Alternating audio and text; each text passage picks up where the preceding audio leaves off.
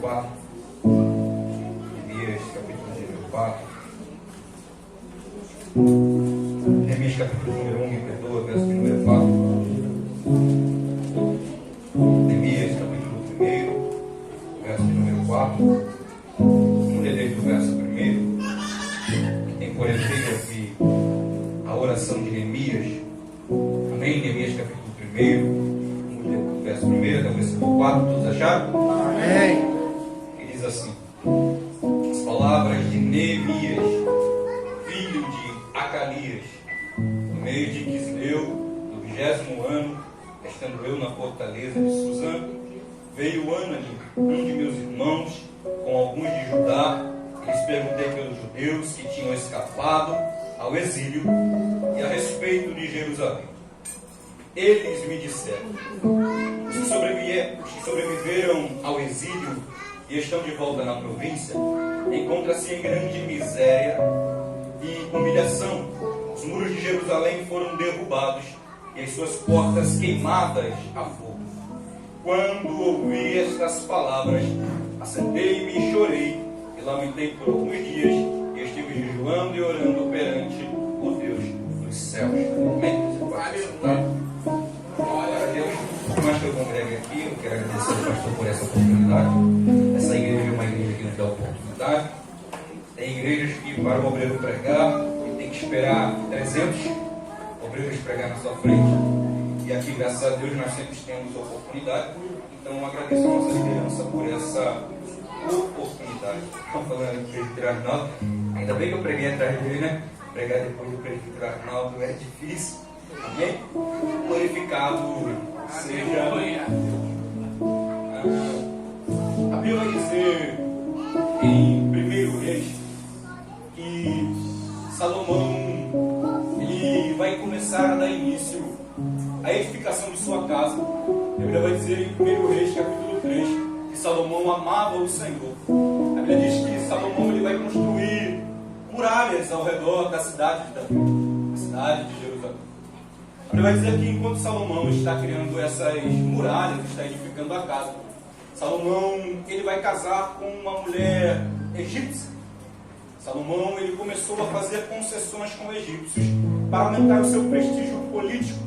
É ali que Salomão toma um dos seus primeiros erros. Salomão está edificando por fora, mas está trazendo problema do lado de Deus. Pois bem, a Bíblia diz que Salomão amava o Senhor no capítulo 3. Já no capítulo 11 a Bíblia diz que Salomão amava as mulheres. Então nós vemos que Salomão ele tinha dois amores divididos. Se por um lado Salomão amava o Senhor, por outro lado Salomão amava tanto as mulheres. Salomão ele vai ter 700 princesas e 300 concubinas. Ele vai dizer que é através daí que começa a queda do povo de Israel.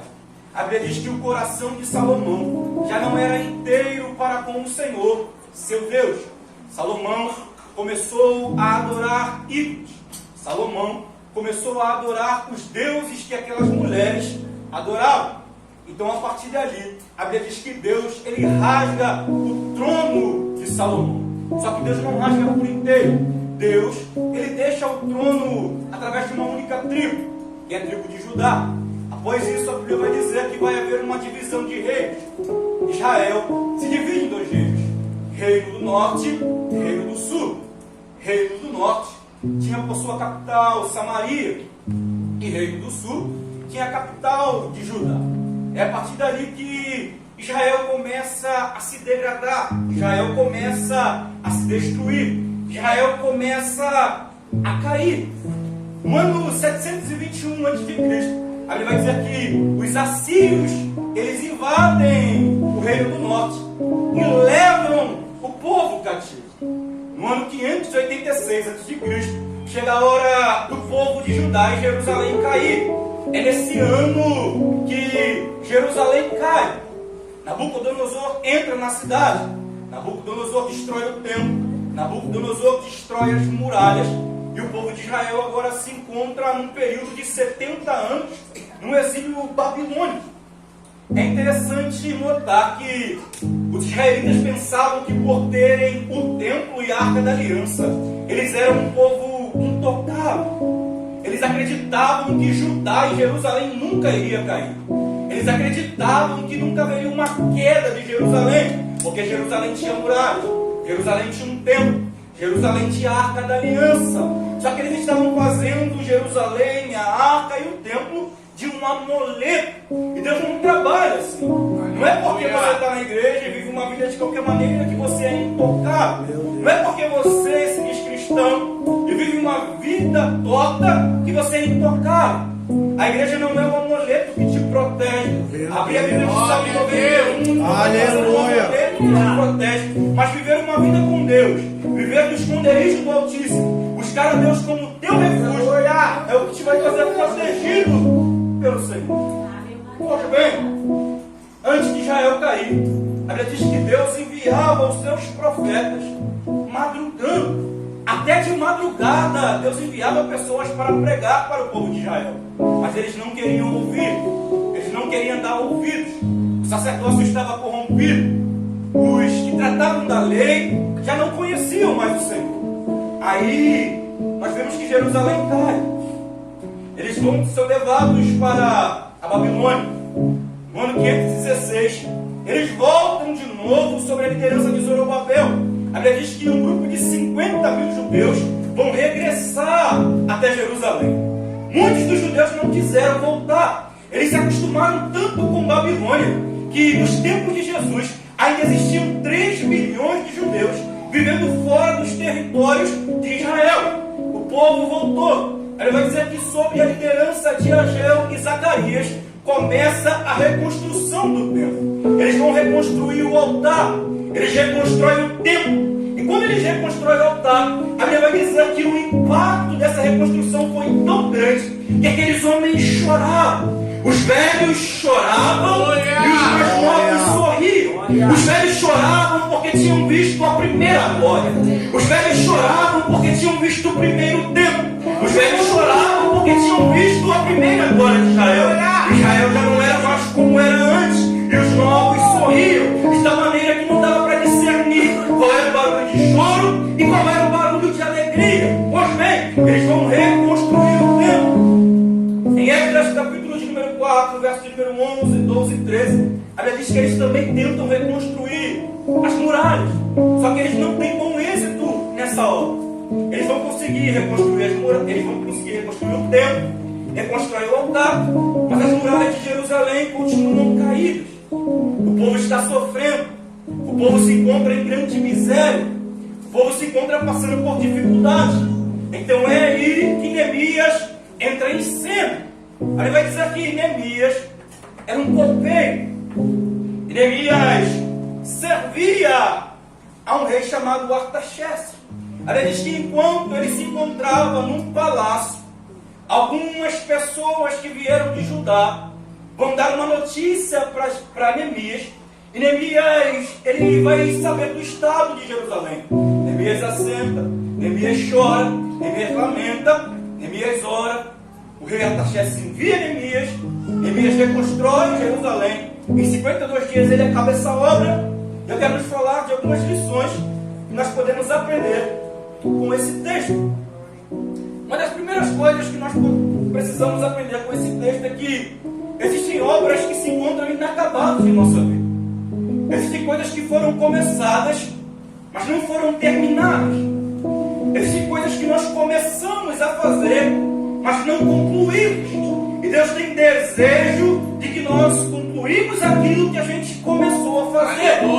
Deus não te chamou para começar a fazer algo e não terminar. Deus não te chamou para começar a fazer uma faculdade e não acabar. Você tenta ler a Bíblia todo ano, começa, mas não acaba. Mas eu quero liberar uma palavra para você. Aquela obra que você começou a fazer, pode ter certeza que em Deus você vai terminar. As obras que você começou a fazer não ficarão inacabadas. Deus te dará graça para você terminar aquilo que você começou. Você não vai começar a obra e vai deixar de acabar. Deus vai te dar graça para acabar as obras que começaram.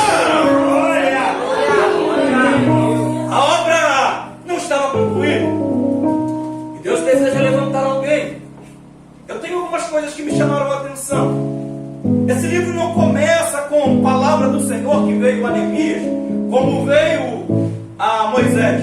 Palavra do Senhor que veio a Moisés: Moisés, vem que eu vou te enviar. Palavra do Senhor que veio a Jonas: Jonas, levanta-te e vai até a cidade de Nínive. Esse texto não começa como começaram com alguns chamados. Esse texto não começa quando começou alguns ministérios. Perceba que em nenhum lugar do texto, o texto diz que Deus chamou Neemias. Só que algo me chama muito a atenção, porque Neemias é alguém disponível. Aleluia! Você viu aqui a Manu? Ela disse: pastor, eu quero pregar. E isso é bom. Deus está à procura de pessoas disponíveis. Aleluia! Deus está à procura de pessoas que estão disponíveis, que estão prontas para ser usadas. Neemias era um homem disponível. Olha para cá. Neemias se encontra num palácio. Neemias tem uma grande posição. Neemias não é apenas um garçom. Neemias é alguém que está diante de um rei. Neemias é alguém que tinha prestígio. E Deus falou algo ao meu coração. Neemias possuía um cargo, mas o cargo não possuía. Aleluia! Neemias tinha um cargo e Neemias possuía um cargo, mas esse cargo não possuía Neemias. Deus não levou Neemias até a Síria para que o cargo possuísse ele, mas para que ele possuísse o cargo. Aleluia! Tem gente que era humilde, mas depois que foi levantado, o cargo possuiu ele. Tem gente que lembrava-se da igreja, mas depois que a porta se abriu, a porta possuiu ele.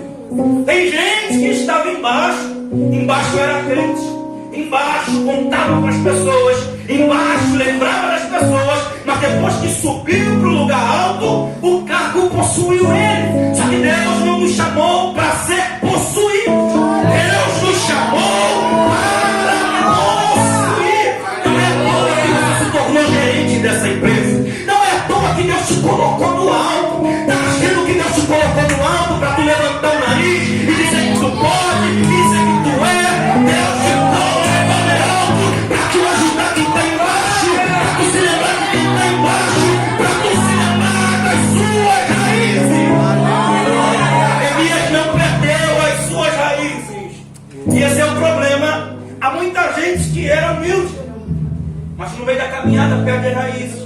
No meio da caminhada perde a humildade. No meio da caminhada se esquece de onde veio. No meio da caminhada se esquece que não tinha dinheiro para cortar cabelo. Usava a roupa do bazar.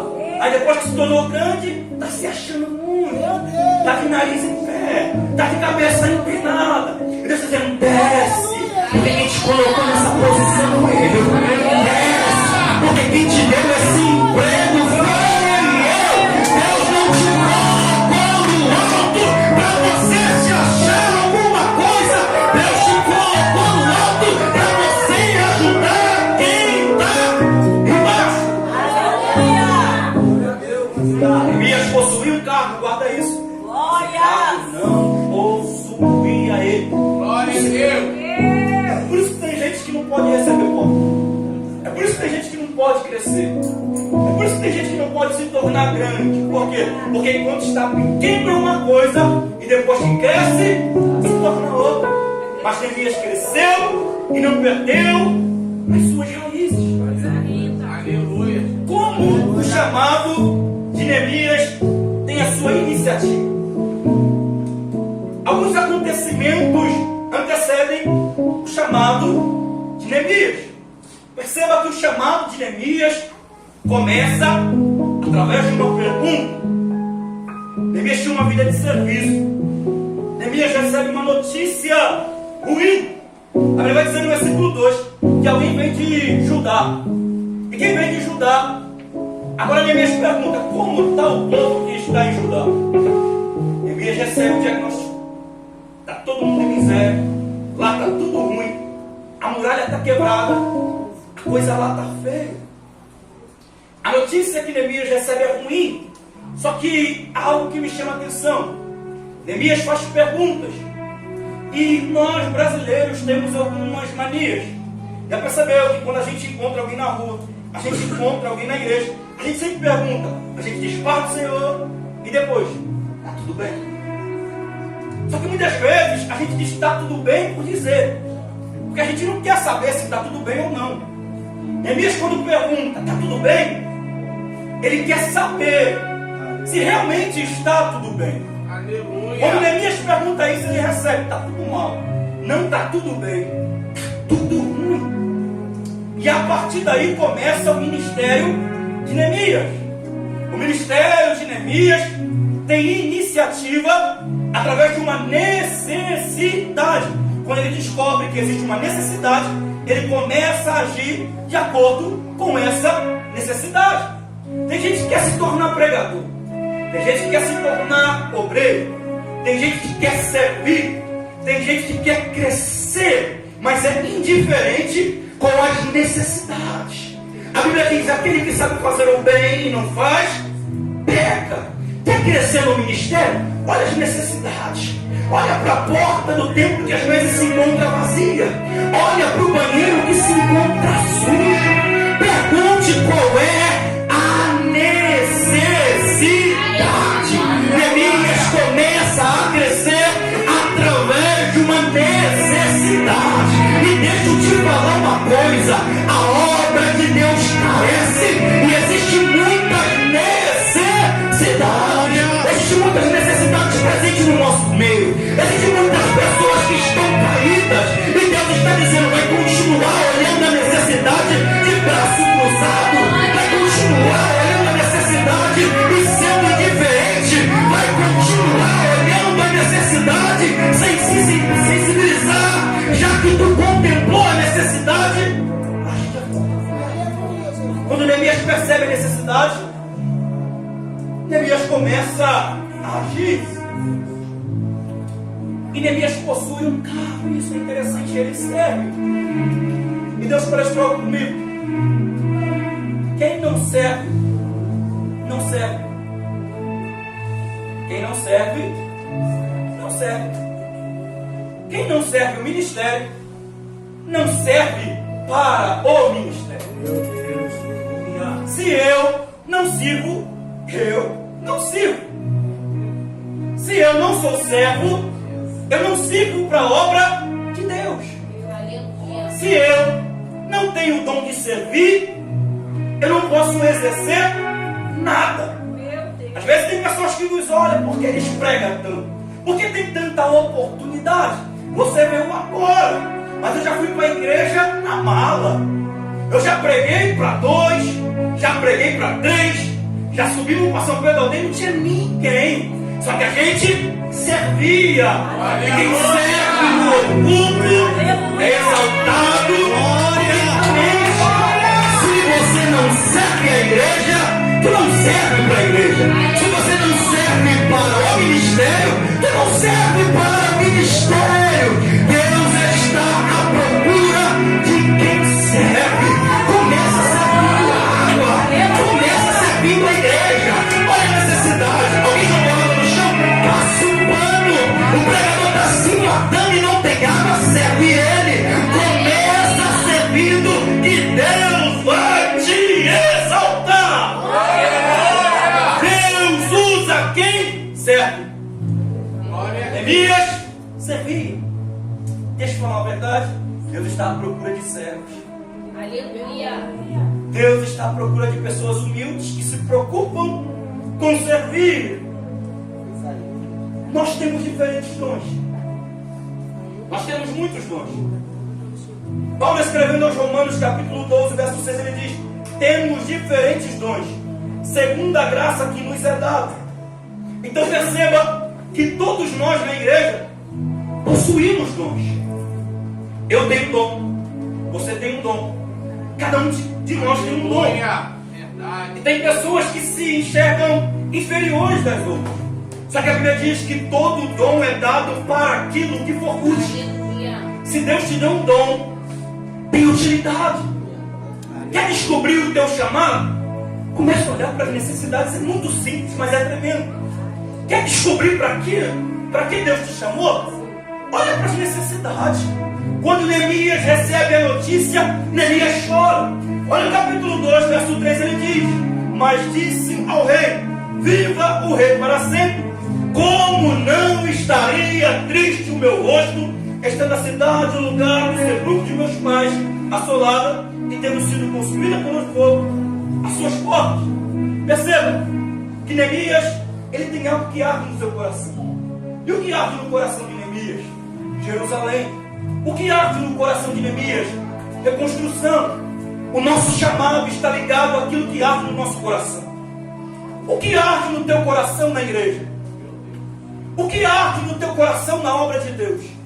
O que faz o teu coração arder? É cantar? Aí está o teu chamado. O que faz arder o teu coração na igreja? É pregar? Aí está o teu chamado. O que faz arder o teu coração na igreja? Ajudar os outros? Aí está o teu chamado. O que faz o teu coração arder é por onde que você descobre qual é o teu chamado. Deus te deu um chamado. Deus te entregou uma incumbência. E o chamado de Neemias começa assim: quando ele ouve algo. Tu já ouviu sobre as necessidades? Tu já ouviu que está precisando de quem trabalhe na obra? E às vezes a gente fica assim: Senhor, levanta alguém. Senhor, põe alguém. Senhor, levanta alguém. Mas Deus está olhando para nós e está dizendo: a quem enviarei? Quem há de ir por nós? Deus olha para esse irmão e diz: a quem enviarei? Quem há de ir por nós? Deus olha para o jovem e diz: a quem enviarei? Quem há de ir por nós? Deus olha para a nave da igreja e diz: a quem enviarei? Quem há de ir por nós? Deus olha para o e diz: a quem enviarei? Quem há de ir por nós? Se Isaías estivesse aqui, eu lhe darei um brado e diria: eis-me aqui, envia-me a mim. Eis-me aqui, envia-me a mim. Para de orar pedindo para Deus levantar alguém. Deus está dizendo: estou querendo levantar você. Para de orar pedindo para Deus levantar alguém. Deus está dizendo: eu escolhi você. Será que eu posso contar contigo? E eu vou replicar: a quem enviarei? Quem há de ir por nós? A quem enviarei? Deus está olhando no céu e está dizendo: a quem enviarei? Quem há de ir por nós? A quem enviarei nas bocas de fumo? A quem enviarei? A quem enviarei para fazer a obra? Será que você pode levantar a tua mão e dizer: eis-me aqui, envia-me, envia-me, envia-me, envia-me, eis-me aqui, envia-me, eis-me aqui. Lucas 4:18. O Espírito do Senhor está sobre mim, pois me ungiu para evangelizar os pobres, enviou-me a curar os cativos, a pôr em liberdade os oprimidos e anunciar o ano aceitável do Senhor. Deus está à procura de pessoas disponíveis. Deus está à procura de colaboradores. Talvez você ainda não sabe como aperfeiçoar o seu dom. A Bíblia diz em 1 Coríntios 12:31: portanto, procurai com zelo os melhores dons. E agora vos mostrarei um caminho mais excelente. Quer receber o dom de Deus? Busca. Quer receber o dom de Deus? Procura. Deus está olhando para nós. Deus está olhando para essa igreja. O céu está gritando: a quem enviarei? Até quando tu vai olhar essa necessidade e não vai sanar ela? Ser colaborador não significa ser oferecido. Ser colaborador não significa ser bajulador. Ser colaborador não significa querer se amostrar. Deus está à procura de pessoas que são disponíveis. Aleluia. Devia servir. Moisés foi chamado enquanto servia. Êxodo capítulo número 3. Gideão foi chamado enquanto malhava o trigo no lagar. Juízes capítulo 6. Eliseu foi chamado enquanto ele arava a terra. A Bíblia diz que Pedro, Tiago, João e André foram chamados enquanto lançavam as redes. Mateus foi chamado enquanto estava na coleteria. Deus só chama quem trabalha. Aleluia. Na obra do Senhor não tem espaço para desocupar. Na obra do Senhor não tem espaço para preguiçoso. Você não vai ficar parado até se movimenta. É tempo de movimentar aquilo que está parado. É tempo de recomeçar aquilo que não foi acabado. Deus está à procura de pessoas que trabalham. Deus está à procura de pessoas que se esforçam. Neemias trabalhava. Quer saber se alguém está preparado para o ministério? Vê se ele trabalha. Aleluia. Vê se ele serve. É muita gente que quer estar aqui em cima, mas não quer servir. É muita gente que quer alcançar cargo, mas não move nem um dedo pelas necessidades da igreja. E Deus está dizendo: olha as necessidades, me sirva as necessidades que você tem visto. Neemias descobre o seu chamado através de uma notícia ruim. Já percebeu que tem pessoas que só andam depois que algo ruim acontece? Já percebeu que tem gente que vive parado e só se movimenta depois de uma notícia ruim? Um dia eu estava lá no salão da Alexandre, eu acho que o Lucas estava lá, e a gente estava falando sobre Jacó, quando Deus não deixou mais Jacó correr. Tinha um rapaz que estava cortando o cabelo do outro lado, e a gente está falando.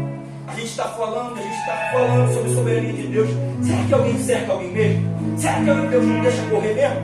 Aí o varão falou assim: olha, eu não servi a Deus até que eu fui diagnosticado com um câncer no estômago. Depois que eu recebi a notícia que eu estava com câncer, eu passei a servir.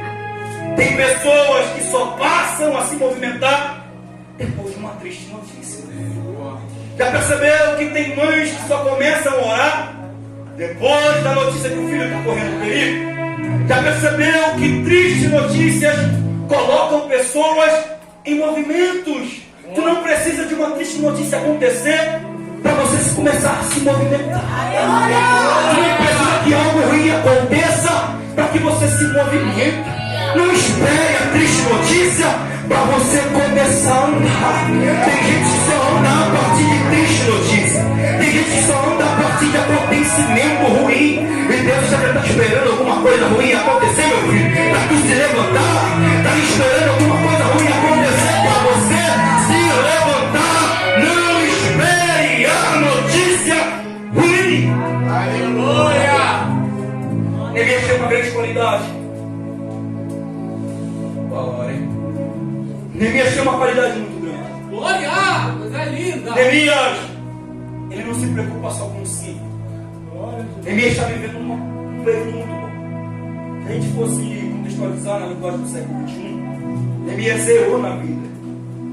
Neemias alcançou o cargo que todo mundo queria. Mas Neemias, ele abre mão desse cargo para ajudar alguém. O apóstolo Paulo, escrevendo aos Filipenses, capítulo número 2, verso 20, ele vai dizer: não tenho ninguém que sinceramente cuide do vosso bem, pois todos buscam o que é seu e não o que é de Deus. Vivemos um tempo que as pessoas só querem saber de si, só quer saber do carro, só quer saber da sua casa. O apóstolo Paulo, quando recomenda Timóteo e Epafrodita, ele vai dizer: sabe por que eu não enviei outras pessoas? Porque eu não tenho ninguém que se preocupe com a obra de Deus. Eu não tenho ninguém que se preocupe com as coisas de Deus.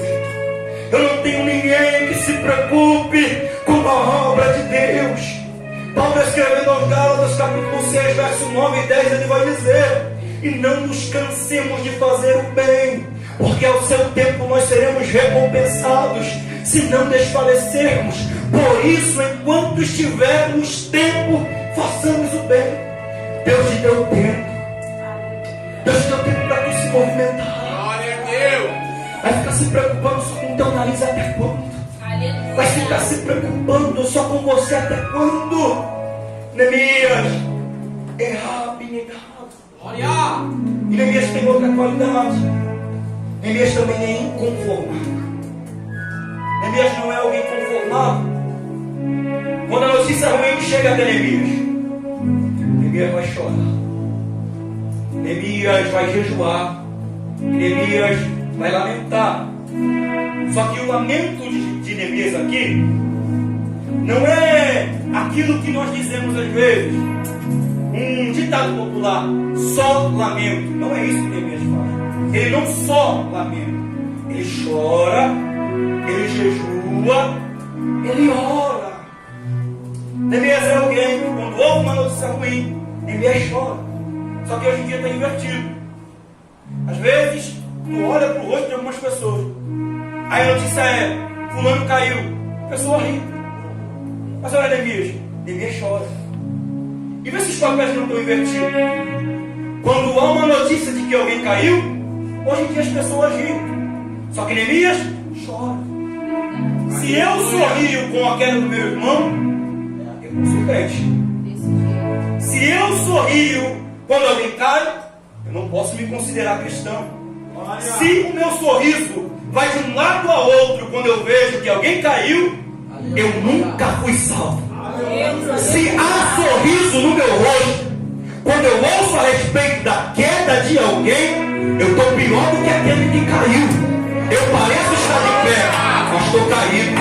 Eu pareço estar bem, mas estou ruim. Se alguém sorri com a notícia de uma queda, tu não é crente, tu não pode se dizer evangélico, tu está pior do que gospel. Eu nem sei qual palavra eu posso afirmar a respeito de você. Se você se alegra com a queda do teu irmão, tu não é crente. Se você se alegra quando alguém cai, tu não é cristão. Paulo escrevendo aos Gálatas, capítulo de número 6, ele vai dizer: meus irmãos, se alguém for surpreendido em alguma queda, vós que sois espirituais, encaminhai o tal com o espírito de mansidão, olhando por ti mesmo. Tu pode ser tentado. Ele caiu, mas tu também pode cair. Ele está caindo, mas você também pode cair. Quando alguém cair, não se alegra. Quando alguém cair, não coloca sorriso no teu rosto. Vamos se orar.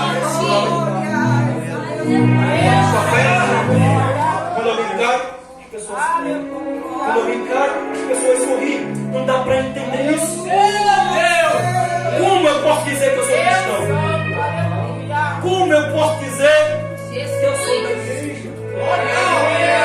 Como eu posso dizer que eu sou evangélico? Se você se alegra com a queda do teu irmão, está pior que o diabo.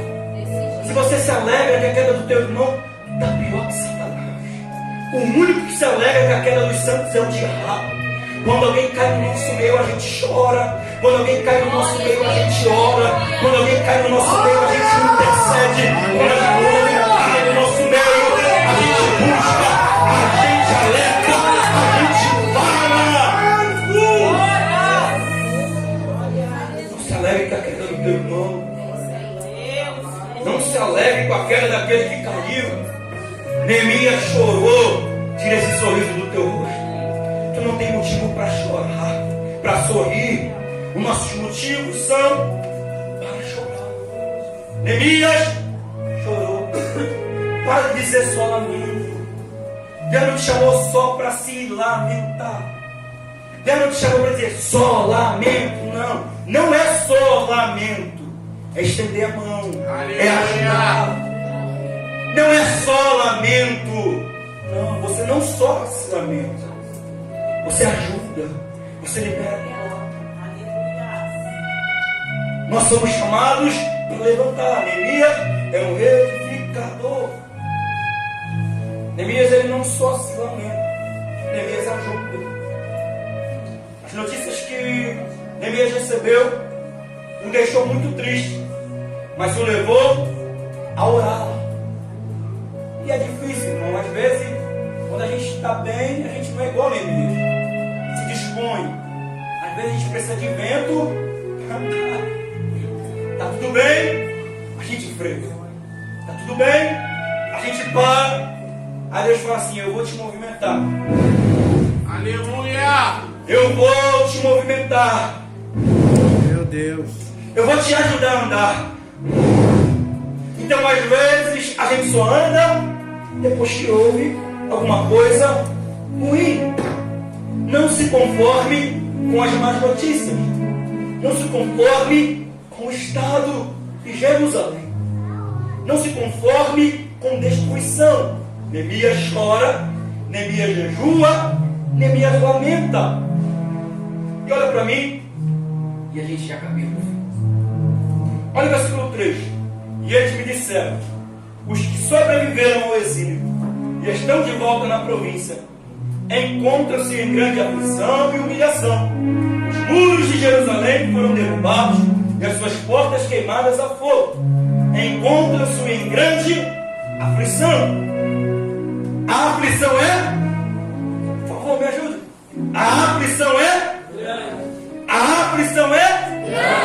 A aflição é grande. A miséria é grande. Mas olha quando Neemias começa a oração. Neemias não começa dizendo: Deus, grande é a aflição, grande é a miséria. Olha lá no versículo 5. Então eu disse: ah, Senhor Deus do céu, Deus grande, não há aflição grande. Deus grande, não provação grande. Porque maior do que aquilo que eu estou enfrentando é o meu Deus. Deus é maior do que a porta fechada. Deus é maior do que a provação que você está passando. Não olhe para a sua provação e diga: grande é a provação. Mas olhe para o seu Deus e diga: grande é o Senhor. Maior do que aquilo que você está sofrendo é o Deus que você serve. Neemias nos ensina uma coisa diante das provações: grande não são as portas fechadas, grande não são as provações, grande é o Senhor, grande é o nosso Deus, grande é a obra que Deus nos chamou, grande é a mão do nosso Deus. Neemias nos ensina que Deus é grande. Disse o apóstolo Paulo que as coisas que nós vivemos no tempo presente não hão de comparar com a glória que em nós há de ser revelada. Grande não é o que tu passa hoje, grande é o que Deus tem preparado. Grande não é o sofrimento que nós passamos hoje, grande é o Deus que tem reservado coisas para nós. Olha para mim, e eu termino. Diante dessa situação, Neemias poderia fazer uma oração dizendo: Deus, envia alguém lá. Só que se você olhar no texto, pode procurar. Olha o capítulo 1, os seus 11 versos. Não tem nenhum lugar aqui escrito que Deus disse a Neemias: vai. Porque tem coisas, irmão, que são tão notórias. Tem coisas que estão tão escancaradas diante de nós. Tem coisas que estão tão claras que Deus não precisa dizer vai. É só você se mancar e ir. Tem coisa que Deus não precisa levantar um profeta e dizer ajuda. Tu já viu a necessidade. Tu já recebeu um ruim diagnóstico. Então para de orar dizendo: Deus, levanta alguém. Eu quero levantar você. Para de orar dizendo: Deus, envia alguém. Deus está dizendo: eu quero enviar você. Para de orar dizendo: Deus, envia alguém para restaurar minha casa. Deus está dizendo: eu quero enviar você. Você é o agente da restauração. Você é o instrumento que eu vou usar para restaurar. Você é o instrumento que eu vou usar para reedificar. Você é o instrumento que eu quero levantar para fazer uma grande obra. E eu vou terminar dizendo: a quem enviarei? Quem há de? Quem está disponível? Quem é o colaborador? Quem é o cooperador? Quem está disponível para Deus usar e fazer uma grande obra? Isaías. Será que você pode levantar a tua mão e dizer: eis-me aqui, envia-me. Eis-me aqui, envia-me a mim. Sério, irmão? Tem coisas que são tão notórias que eu preciso ouvir o profeta e dizer: eis que eu te digo. Tu não viu ninguém chegando para Neemias e dizer: olha, Neemias, vai lá para Jerusalém, Deus está te chamando, é hora, eis que eu te digo, eu te vi. Deus não disse isso para Neemias, mas a obra ardia no coração dele. Sabe, tem coisa que já está ardendo no teu coração, tem coisa que está te incomodando, tem coisa que está ficando perturbado. E Deus está dizendo: vai, se apresenta. Se vê a portaria sem ninguém, fica lá você. Se vê que ninguém passou, ao ver, passa você. Eu lembro que quando eu ia para as congregações, eu não era obreiro, não tinha muitos obreiros. Os pastores subiam ao altar, já com Lucas ia dirigir, e a portaria ficava vazia. Eu olhei uma necessidade. E diante da necessidade, eu disse: eis-me. Sabe, irmão, tem coisa que ninguém precisa te dizer nada. Não precisa ficar: eis que eu te digo. Não. Vai. Tu já viu a necessidade? Vai. Às vezes você está ouvindo o céu dizer com você: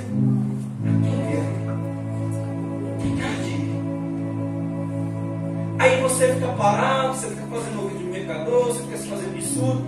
Deixa dizendo: para de correr, para de fugir. Não tem para onde fugir.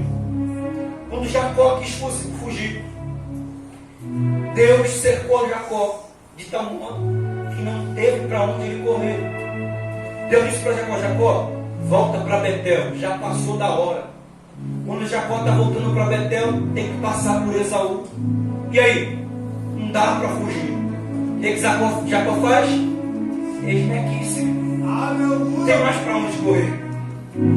E ali, Deus pegou Jacó. O povo de Israel, Jeremias 18, como vaso na mão do oleiro, assim são vós nas minhas mãos. Não tem para onde correr, não. Aí eles falam: a gente não quer, vou levar vocês para Babilônia, vou quebrar vocês e vocês vão me servir. Jonas, o que Jonas fez? Deus disse: levante, vai até a cidade de Nínive e clama contra ela. O que Jonas faz? Gasta dinheiro, compra uma passagem para fugir. Mas te pergunto: foi para Nínive ou não foi? Não tem para onde correr. Lembra do rei Manassés? Manassés aparece na genealogia de Jesus. Manassés tinha um chamado: ser o quê? Alguém que daria início à descendência de Jesus. Aí Manassés vai se perverter. O que Deus vai fazer? Deus vai colocar o anzol no nariz de Manassés. E ele tem que voltar. Aí depois ele se arrepende e começa a servir ao Senhor. Meu Deus! Porque não tem para onde correr. Já percebeu que quanto mais a gente corre, mais a gente se machuca? Quanto mais a gente corre, mais a gente sofre. Quanto mais a gente corre, mais as portas fecham. Tem gente que ainda diz assim: eu não sei o que está acontecendo. Eu não sei porque eu estou passando por isso. Tem certeza? Tem certeza que você não sabe? Tem certeza que você não entende? Deus te chamou para uma grande obra. Se coloca de pé.